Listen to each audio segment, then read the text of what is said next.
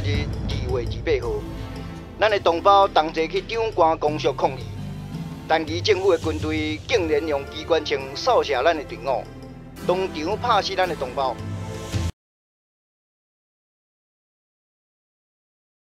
台湾同胞，昨天我才宣布临时戒严，我此刻以12万分的诚意，告诉最多数的善良百姓，我的宣布戒严，完全是为了保护你们。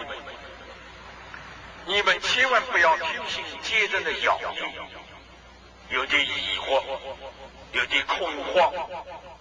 对于守法的百姓，不小加伤害，你们千万放心。